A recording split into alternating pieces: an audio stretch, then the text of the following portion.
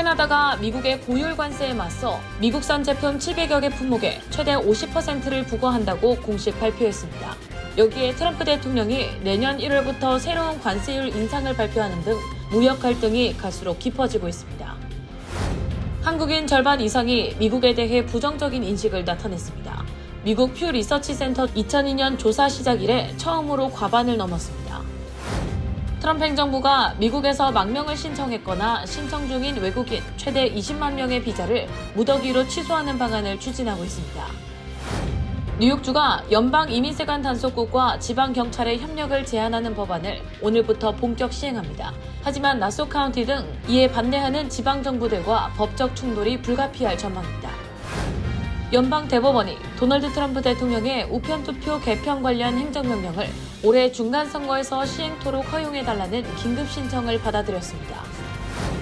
연방정부가 기관마다 따로 추적하던 정부 지원 프로그램 사기 관련 정보를 범정부 차원에서 공유하고 분석하는 국가사기탐지센터를 출범시켰습니다. 지난 5월과 6월 미국 투자자들이 한국 주식을 판 금액은 한국 투자자들이 미국 주식을 산 금액의 3배에 달하는 등 두 나라 투자자들의 선택이 엇갈리고 있습니다.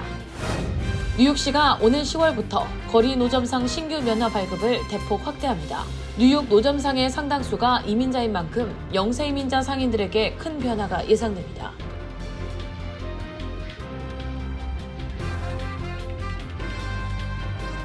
헬름스 브라더에서 고객님 원하시는 모든 머세디스 벤츠 모델 만나보실 수 있습니다. 최신식 숍에서 당사의 전문 세일스팀이 직접 차량 안에 드립니다. 당사의 타고난 서비스 센터 웹사이트에서도 계속됩니다. 웹사이트는 통해 완벽한 모델을 찾아보시고 직원 서비스 센터의 차량 정비에 예약해보세요. 구매와 정비 모두 자택 픽업 위치 딜리버리 서비스 이용하실 수 있습니다. 헬름스 오더 그룹 계열사인 헬름스 브라더와 함께 오는 고객만의 차량 수요 여행 시작하겠습니다.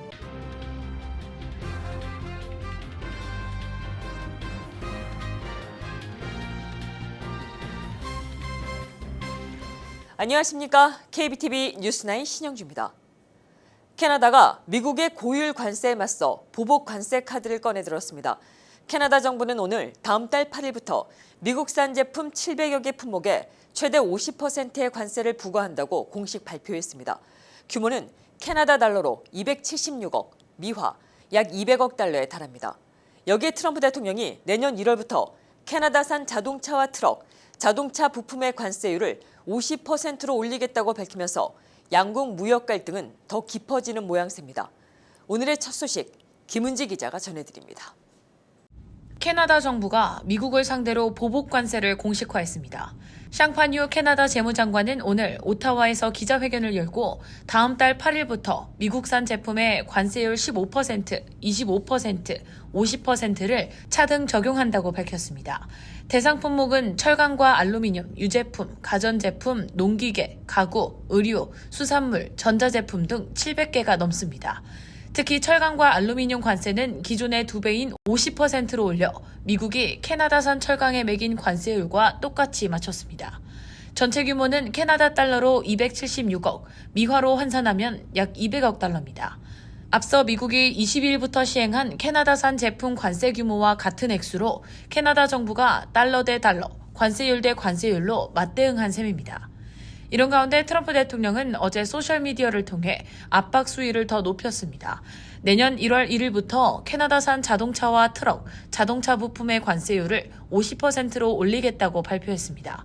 캐나다가 수십 년간 미국을 착취해왔다는 주장도 반복했습니다. 미국 내에서는 우려가 커지고 있습니다. 오는 11월 중간선거를 앞두고 캐나다와 국경을 맞댄 접경주들이 직접 타격권에 들었기 때문입니다.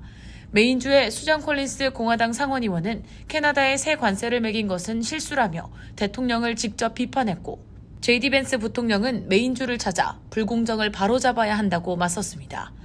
오하이오와 미시간의 자동차 업계, 네바다의 관광업계도 매출 타격을 우려하는 상황입니다. 다음 달 8일 캐나다의 보복 관세가 발효되면 양국 간 무역 전쟁이 새로운 국면을 맞을지 귀추가 주목됩니다. KBTV 뉴스 김은지입니다. 한국인 절반 이상이 미국에 대해 부정적인 인식을 나타냈습니다. 미국 퓨 리서치 센터 조사 결과 대미 비호감도가 2002년 조사 시작 이래 처음으로 과반을 넘었습니다. 트럼프 행정부의 관세와 안보 정책이 주된 배경으로 꼽힙니다.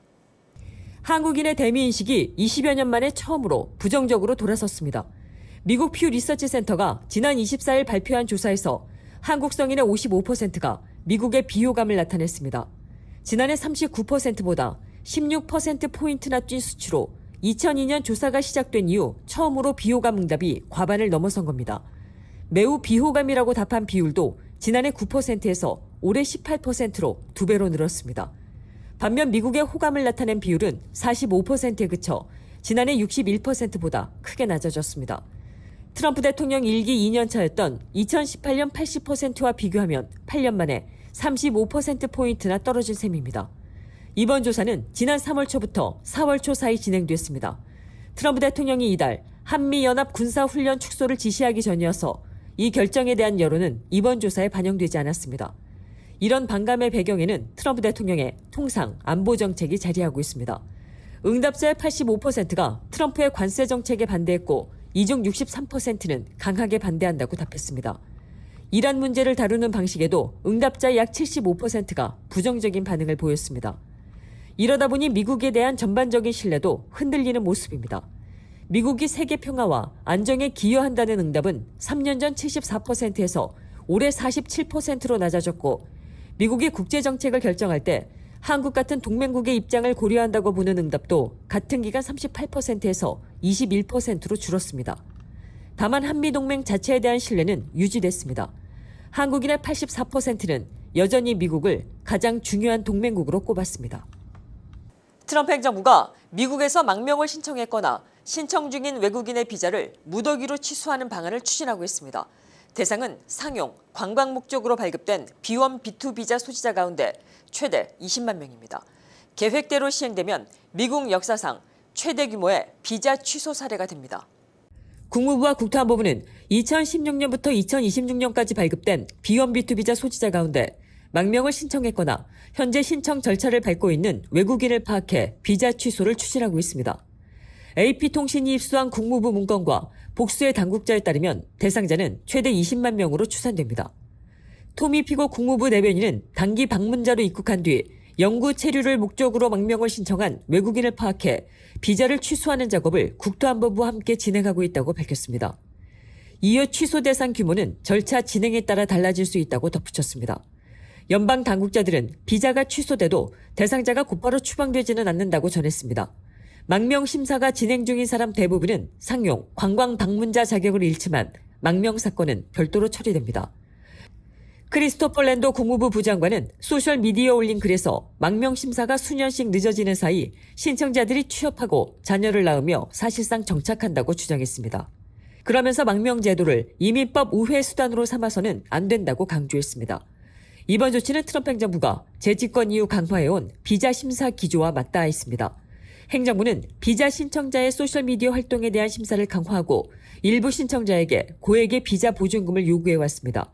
최근 1년 반 사이에는 범죄 혐의나 유죄 판결, 미국 정책에 공개적으로 반대하는 발언 등을 이유로 별도로 약 17만 5천 건의 비자를 취소했습니다. 인권단체들은 트럼프 행정부의 광범위한 이민 단속이 표현의 자유와 적법 절차를 위축시키고 소수 인종을 겨냥한 인종 프로파일링 우려를 키운다고 지적했습니다. 국무부는 구체적인 시행일과 최종 취소 인원은 아직 공개하지 않았습니다. 망명 신청 이력을 근거로 이미 발급된 비자를 대규모로 취소하는 조치인 만큼 실제 시행되면 법적 다툼으로 번질 가능성이 큽니다. 뉴욕주가 연방이민 세관 단속국과 지방경찰의 협력을 제한하는 이른바 로컬 캅스, 로컬 크라임스 액트 법안을 오늘부터 본격 시행합니다. 뉴욕 주정부는 지방경찰의 역할을 지역 치안과 범죄 대응에 집중시키겠다는 입장이지만 나소 카운티를 비롯한 일부 지역 경찰이 아이스와의 협력 관계를 유지하고 있어 법적 충돌이 불가피할 전망입니다. 보도에 김은지 기자입니다. 뉴욕주에서 아이스의 이민 단속 활동을 제한하는 새로운 법률 2건이 오늘부터 본격 시행됩니다. 첫 번째는 연방 이민 단속 요원의 신분 은폐를 제한하는 법안입니다. 공공장소에서 주민과 접촉하는 과정에서 주, 지방, 연방 법 집행기관 요원이 얼굴을 가리는 마스크 등을 착용하는 것을 제한하고 명확한 신분 표시를 요구하는 내용입니다. 다만 전술상 필요한 장비나 의료용 마스크 등 일부 예외는 인정됩니다. 두 번째 조치는 주 지방 경찰의 아이스 이민 단속 협력 금지 조치입니다. 뉴욕주의 이른바 로컬 캅스 로컬 크라임스 액트에 따라 주와 지방 정부의 법 집행기관은 연방 이민 단속국 아이스와 287G 협약을 체결하는 것을 금지합니다. 기존에 체결된 287G 협약도 갱신 및 연장할 수 없으며 종료 대상입니다. 이 협약은 아이스가 주 지방 경찰이나 교정기관에 일정한 연방 이민 단속 권한을 부여하는 제도입니다. 따라서 해당 협약이 종료되면 지방 경찰관들이 아이스의 지휘 아래 연방 민사 이민법을 집행하는 역할을 수행할 수 없게 됩니다. 아울러 뉴욕주는 지방 구금 시설을 연방 정부의 이민 단속을 위한 구금 장소로 사용하는 것도 제한합니다. 다만 이번 법이 주지방 경찰과 아이스의 모든 협력을 금지하는 것은 아닙니다. 범죄 수사나 위험한 범죄자를 검거하는 등 형사 사건에서 연방기관과 협력하는 것은 계속 허용됩니다. 뉴욕주 법무장관실은 아이스와 이 협약을 맺은 12개 법 집행기관을 상대로 오는 25일까지 협약을 종료하도록 통보한 바 있습니다. 이 중 5곳은 주정부의 지침을 따르겠다는 의사를 밝혔지만 지난 14일 기준 뉴욕주 내 7개 법 집행기관은 아직 아이스와의 287G 협약을 유지하고 있는 것으로 파악됐습니다. 여기에는 최근 주정부의 관련 방침을 따르지 않는 핵심 지역으로 떠오른 나소 카운티가 포함됐습니다. 브루스 블레이크먼 나소 카운티장은 아이스와의 협력이 지역 치안에 도움이 되며 이를 통해 전과가 있는 불체자 약 2만 명을 적발해 추방 절차에 넘겼다고 강조했습니다. 블레이크먼 나소 카운티장은 오는 11월 중간선거에서 현직 캐시 호컬 주지사와 맞붙을 공화당 주지사 후보입니다. 반면 호컬 주지사는 지방경찰의 역할은 지역범죄 대응에 집중하고 연방 이민 단속은 연방기관이 담당해야 한다는 입장입니다. 법적 공방도 이미 시작됐습니다. 트럼프 행정부는 뉴욕주의 조치가 연방정부의 이민법 집행을 방해한다며 지난 3일 뉴욕주의 287G 협약 금지 법안 시행을 막기 위해 예비 금지 명령을 신청했지만 연방법원이 기각했습니다. 하지만 주정부에 반대하는 일부 지방정부들 역시 이의를 제기하는 소송에 참여하겠다는 입장을 밝힌 데 따라 오는 25일 주정부가 정한 287G 협약 종료 시한을 넘긴 뒤 주정부와 지방정부 사이의 법적 분쟁과 갈등이 고조될 것으로 우려됩니다. KBTV 뉴스 김은지입니다. 연방대법원이 도널드 트럼프 대통령의 우편투표 제한 행정명령을 둘러싼 하급심의 집행정지 조치를 해제하면서 오는 11월 중간선거를 앞두고 트럼프 행정부가 우편투표 제도 개편을 추진할 수 있는 길이 일단 열렸습니다. 다만 대법원이 행정명령 자체의 적법성을 최종 판단한 것은 아니며 실제 시행 여부는 여전히 불확실한 상황입니다. 김은지 기자가 보도합니다. 어제 연방대법원이 트럼프 대통령의 우편투표 제한 행정명령을 둘러싼 하급심의 금지 명령을 해제했습니다. 보수 성향 대법관 6명이 찬성하고 진보 성향 대법관 3명이 반대했습니다. 이번 결정으로 트럼프 행정부는 오는 11월 중간선거를 앞두고 행정명령의 핵심 내용을 추진할 수 있는 길이 열렸습니다. 다만 대법원이 행정명령 자체의 적법성을 최종적으로 인정한 것은 아닙니다. 대법원은 행정명령으로 인해 주정부에 당장 구체적인 피해가 발생했다고 보기 어렵기 때문에 현재 시점에서는 주정부가 이를 막기 위한 소송을 제기할 법적 요건을 갖추지 못했다고 판단했습니다. 트럼프 대통령은 지난 3월 행정명령을 통해 연방정부가 각 주의 시민권자 명단을 작성해 주정부에 전달하도록 하고 해당 명단에 이름이 없는 유권자에게는 우편투표 용지를 전달하지 못하도록 하는 제도를 추진했습니다. 또 우편투표 용지에 봉투와 바코드 등에도 새로운 연방 기준을 적용하도록 했습니다. 이에 민주당이 주정부를 이끄는 23개 주와 워싱턴 DC는 연방정부가 주정부의 선거 운영에 개입할 권한이 없다며 소송을 제기했습니다. 매사추세츠 연방법원은 지난 6월 행정명령의 일부 조항에 대해 집행을 금지했고 이달 11일에는 USPS가 관련 규정을 시행하지 못하도록 별도의 전국적 금지 명령도 내렸습니다. 이번 대법원 결정으로 23개 주에 적용됐던 첫 번째 금지 명령은 해제됐지만 USPS의 우편투표 관련 조치를 맡고 있는 별도의 전국적 금지 명령은 아직 유지되고 있습니다. 따라서 행정명령 전체가 당장 시행될 수 있는 상황은 아닙니다.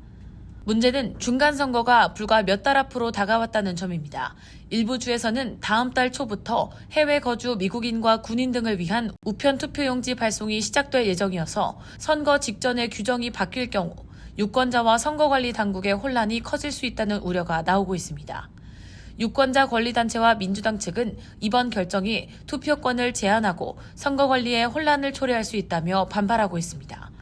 반면 트럼프 행정부는 시민권 확인과 선거의 신뢰성을 높이기 위한 조치라는 입장입니다. 트럼프 행정부는 이와 별도로 유권자 신분증과 미국 시민권 증명을 요구하고 우편 투표를 제한하는 내용의 세이브 아메리카 액트도 추진하고 있습니다. 이번 대법원 결정 이후에도 행정명령의 적법성을 둘러싼 소송은 계속될 전망입니다. 특히 USPS 관련 별도 금지 명령이 유지되고 있어 실제로 11월 선거에 어느 정도까지 적용될지는 여전히 불확실한 상황입니다. KBTV 뉴스 김은지입니다. 연방정부가 기관마다 따로 추적하던 정부 지원 프로그램 사기를 범정부 차원에서 한꺼번에 들여다보기 시작했습니다. 법무부는 어제 여러 기관이 보유한 사기 관련 정보를 공유하고 분석하는 국가사기탐지센터를 출범시켰습니다. 트럼프 대통령은 앞서 백악관 사기근절 태스크포스의 집중조사 대상으로 뉴욕을 직접 거론해 이번 센터 가동이 뉴욕 단속에 어떤 영향을 미칠지도 주목됩니다. 법무부가 어제 정부 지원 프로그램을 노린 사기를 잡아내기 위한 새 전담 조직 국가사기탐지센터를 출범시켰습니다. 법무부 산하 사기 전담국을 이끄는 콜린 맥도날드 차관보는 각 기관이 보유한 사기 관련 정보를 공유해 여러 정부 프로그램을 넘나들며 범죄를 저지르는 개인과 조직을 더 빨리 찾아내겠다고 밝혔습니다. 이번 센터에는 연방수사국과 국토안보수사국, 국세청 범죄수사국, 재무부 산하 금융범죄단속반 등 연방수사기관과 함께 보건복지부와 국토안보부, 보훈부를 포함한 12개 연방부처와 기관의 감사, 수사 조직이 참여합니다. 법무부는 엘라바마와 조지아, 사우스캐롤라이나 등 7개 주의 국무장관과 일부 주 재무장관 등도 협력한다고 밝혔습니다. 이번 조치는 지난 4월 법무부가 사기 전담국을 새로 만든 데 따른 후속 조치입니다. 법무부는 지난 13일 사기 전담국 인력을 24일까지 약 500명으로 늘리겠다고 밝혔습니다. 회계감사원은 2018년부터 2022년까지의 자료를 토대로 연방정부가 매년 사기로 잃는 돈이 최소 2,330억 달러에서 많게는 5,210억 달러에 이를 것으로 추산했습니다. 법무부는 이번 센터가 제이드 벤스 부통령이 이끄는 백악관 사기근절 태스크포스를 지원한다고 설명했습니다. 벤스 부통령은 이달 초 해당 태스크포스가 지금까지 2,300억 달러 규모의 사기를 확인했고 560억 달러의 부정지급을 막았다고 밝혔습니다. 트럼프 대통령은 지난 4월 캘리포니아와 일리노이, 미네소타, 메인, 뉴욕 등 민주당 우세주를 우선 조사하겠다며 로스앤젤레스에서는 단속이 이미 시작됐다고 밝혔습니다. 한국 투자자들은 미국 주식을 사고 미국 투자자들은 한국 주식을 팔고 있습니다. 지난 5월과 6월 미국 투자자들이 한국 주식을 판 금액은 한국 투자자들이 미국 주식을 산 금액의 3배에 달했습니다. 두 나라 투자자들의 엇갈린 선택이 뚜렷해지고 있습니다. 강여구 기자가 보도합니다. 미국 재무부에 따르면 한국 거주 투자자들은 지난 5월과 6월 미국 주식 약 100억 달러어치를 순매수했습니다. 반면 미국 거주 투자자들은 같은 기간 한국에서 발행된 주식 301억 달러어치를 순매도했습니다. 한국 측의 미국 주식 순매액 수익보다 3배 많은 규모입니다. 시장에서는 외국인 매도의 배경으로 인공지능과 반도체주를 중심으로 급등한 한국 증시에서의 차익 실현과 투자 비중 조정을 꼽고 있습니다. 국제금융협회도 지난 6월 한국 증시에서 25년여 만에 가장 많은 외국인 주식 자금이 빠져나간 것으로 집계했습니다. 한국 투자자들의 미국 주식 선호는 이어졌습니다. 6월 말 한국 거주 투자자들의 미국 장기증권 보유액은 1조 달러를 넘었고 이 가운데 80% 이상이 미국 주식이었습니다. 미국 주식 보유액은 1년 전보다 38.9% 늘었습니다. 개인 투자자도 같은 흐름을 보였습니다. 한국예택결제원에 따르면 지난 7월 한국 개인 투자자들은 미국 주식 46억 달러어치를 순매수했습니다.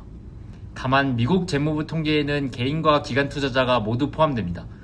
또 국가별 수치가 실제 투자자의 국적과 다르게 집계될 수 있고 보유액 증가에는 주가 상승분도 포함됩니다. 이 같은 흐름이 이어지면 달러 수요가 늘어 원화 악세 압력이 커지고 한국 증시의 장기 투자 기반도 약해질 수 있습니다. KBTV 뉴스 강여구입니다. 뉴욕시가 수십 년 동안 제한해왔던 거리 노점상 면허 발급을 대폭 확대합니다. 오는 10월부터 신규 면허 발급이 시작되면서 그동안 면허를 구하지 못해 비공식적으로 영업해온 노점상들의 합법 영업에도 길이 열릴 전망입니다. 특히 뉴욕 노점상의 상당수가 이민자인 만큼 영세 이민자 상인들에게 큰 변화가 예상됩니다. 김은지 기자가 전해드립니다. 맨해튼 센트럴파크 인근에서 17년째 치킨 오버 라이스와 핫도그 등을 판매해온 이집트 출신 이민자 모라드 나와르 씨는 올해부터 자신의 이름으로 된 노점상 면허를 받을 수 있을 것으로 기대하고 있습니다. 나와르 씨는 그동안 합법적인 노점상 면허를 구하지 못해 다른 상인의 면허를 빌려 영업해왔습니다. 매일 뉴저지주 베이온의 집을 나서 퀸즈의 차고에서 음식 카트를 가져와 맨해튼 90스트리트와 오에비뉴에서 오전부터 저녁까지 장사를 이어왔으며 면허 임대료도 연간 약 $10,000를 지불해왔습니다. 뉴욕시의 노점상 면허는 수십 년 동안 발급 규모가 제한돼 있었습니다. 일반 상품 판매 면허는 1979년부터 853개로 음식 노점상 면허는 1980년 이후 약 3,000개 수준으로 제한돼 왔습니다. 때문에 뉴욕시에는 약 23,000명의 노점상이 있는 것으로 추산되지만 상당수가 면허를 받지 못한 채 영업해왔습니다. 특히 노점상은 이민자 비율이 높은 직종으로 2024년 조사에서는 전체 노점상의 약 96%가 이민자인 것으로 나타났습니다. 이런 문제를 해결하기 위해 뉴욕시 의회는 지난 1월 식품 상품 노점상 면허를 대폭 확대하는 법안을 통과시켰습니다. 당시 에릭 애덤스 전 시장이 거부권을 행사했지만 시의회가 이를 무효화하면서 법안이 확정됐습니다. 이에 따라 뉴욕시는 앞으로 총 21,500개의 신규 노점상 면허를 오는 10월부터 단계적으로 발급할 예정이며 올해에는 약 2,000명의 음식 노점상이 새 면허를 받을 예정입니다. 나와르 씨도 지난 7월 면허 승인을 받은 것으로 알려졌습니다. 노점상 권익단체인 스트리트 벤더 프로젝트는 이번 조치가 오랫동안 제도권 밖에 머물렀던 소규모 사업자들에게 합법적으로 일할 기회를 제공할 것이라고 평가했습니다. 반면 그동안 애덤스 행정부는 무허가 노점상이 공중보건과 식품안전에 문제를 일으킬 수 있다며 단속을 강화해왔습니다. 뉴욕시 공익옹호관실에 따르면 경찰과 위생국이 노점상에게 발부한 티켓은 2024년 전년보다 약 2배, 2019년과 비교하면 약 5배 증가했습니다. 노점상 단체들은 면허를 구하기 어려운 상황에서 단속과 벌금, 물품 압수까지 이어지며 부담이 커졌다고 지적해왔습니다. 다만 새 제도에도 과제는 남아 있습니다. 현재는 원칙적으로 면허 명의자만 카트를 운영할 수 있어 면허 소유자가 아프거나 자리를 비울 경우 가족 등이 대신 영업하기 어렵기 때문입니다. 이에 면허 확대와 함께 노점상들이 휴식이나 부재 기간에도 영업을 이어갈 수 있도록 제도를 유연하게 바꿔야 한다는 지적도 나오고 있습니다. KBTV 뉴스 김은지입니다. 미 식품의약국 FDA가 알츠하이머 병 진단을 돕는 새 혈액 검사의 사용을 허가했습니다. 스위스 제약사 로슈가 일라이 릴리와 함께 개발한 엘렉시스 피타우 217 검사로 24일 허가 사실이 공개됐습니다. 지난 2년 새 FDA 허가를 받은 알츠하이머 혈액 검사 가운데 네 번째입니다. 이번 검사는 55살 이상 인지 저하 증상이 있는 성인이 대상입니다. 하나의 생체 표지자로 뇌에 아밀로이드 단백질이 쌓였을 가능성이 높은지 낮은지 평가는 첫 FDA 허가 혈액 검사로 1차 진료와 전문 진료 모두에 쓸 수 있습니다. 미국 알츠하이머 협회는 임상 현장에 검증된 진단 수단이 하나 더 늘었다며 환영했습니다. 뉴욕 한인 봉사센터 KCS가 오는 9월부터 뉴저지 지역에서의 한식 가정급식 배달 서비스를 잉그루드와 티넥, 리치필드로 확대합니다. 대상은 만 60대 이상 거동이 불편한 어르신 약 50명입니다. 한식 도시락은 매주 화요일과 목요일, 금요일, 주 3회 각 가정으로 배달됩니다. 모든 음식은 배달 당일 아침 테너플라이 KCS 본관 주방에서 조리됩니다. KCS는 지난해 9월 포트리아 팰리세이스 팍 레오니아에서 첫 시범 사업을 시작해 현재 약 60가구에 도시락을 제공하고 있습니다. 이번 확대는 사우스폴 파운데이션 등 민간재단의 후원으로 이루어졌으며 KCS는 앞으로 뉴저지 전역으로 서비스를 확대한다는 계획입니다. 루이지애나주에 사는 8살 소녀가 희귀한 내먹는 아메바에 감염돼 숨졌습니다. 릴리언 스마트 양은 지난 토요일 세상을 떠났으며 가족 측은 네글레리아, 카울러리 감염 진단을 받았다고 밝혔습니다. 루이지애나 보건당국은 이번 감염이 주 북부에 있는 클레이본 호수에서 수영하는 과정에서 발생한 것으로 추정했습니다. 이 아메바는 화씨 77도 이상의 따뜻한 민물에서 활발해지며 오염된 물이 코를 통해 뇌로 들어가면 치명적인 감염을 일으킬 수 있습니다. 감염 사례는 매우 드물지만 대부분 사망하며 사람 간에는 전염되지 않습니다. 9.11 테러 25주기를 앞두고 새로운 감식기법을 통해 희생자 명의 신원이 추가로 확인됐습니다. 뉴욕시 검시국은 DNA 분석과 가계도 조사를 결합한 법의학적 수사유전 개보기법으로 세계무역센터에서 숨진 성인 여성의 신원을 확인했다고 밝혔습니다. 이 기법으로 9.11 희생자의 신원을 확인한 것은 이번이 처음입니다.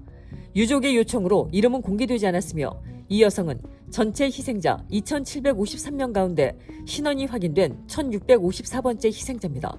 뉴욕시는 이 기법 등을 활용해 이미 신원이 확인된 희생자 3명의 추가 유해도 확인했다고 밝혔습니다. 현재 신원이 확인되지 않은 희생자는 1,099명으로 전체의 40%에 달합니다.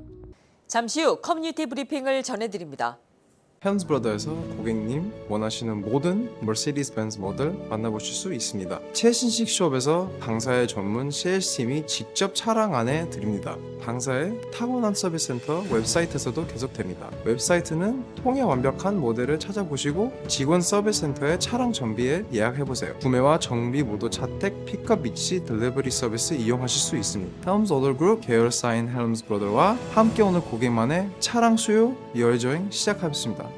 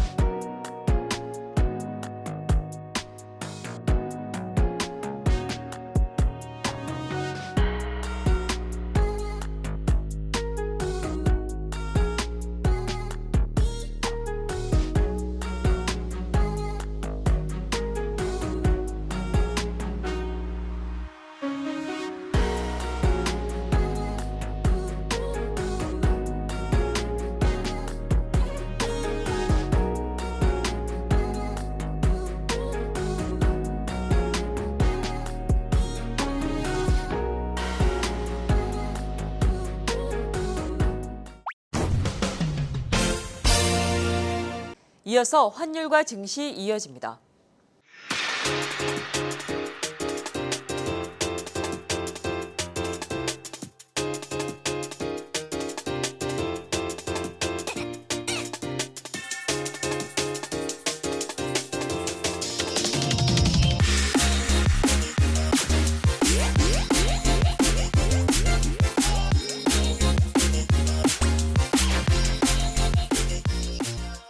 계속해서 뉴욕과 뉴저지 날씨 보시겠습니다.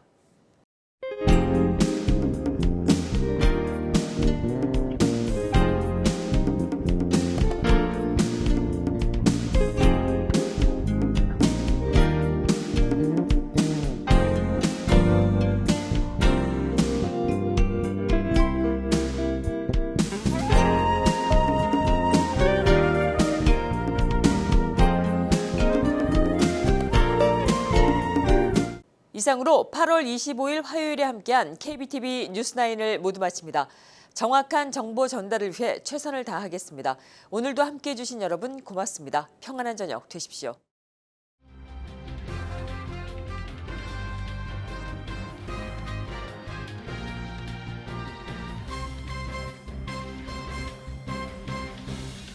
헬ms 브라더에서 고객님 원하시는 모든 머세디스 벤츠 모델 만나보실 수 있습니다. 최신식 숍에서 당사의 전문 세일스팀이 직접 차량 안에 드립니다. 당사의 타고난 서비스 센터 웹사이트에서도 계속됩니다. 웹사이트는 통해 완벽한 모델을 찾아보시고 직원 서비스 센터에 차량 정비에 예약해보세요. 구매와 정비 모두 자택 픽업 위치 딜리버리 서비스 이용하실 수 있습니다. 헬ms 오더 그룹 계열사인 헬ms 브라더와 함께 오는 고객만의 차량 수요 여행 시작하겠습니다.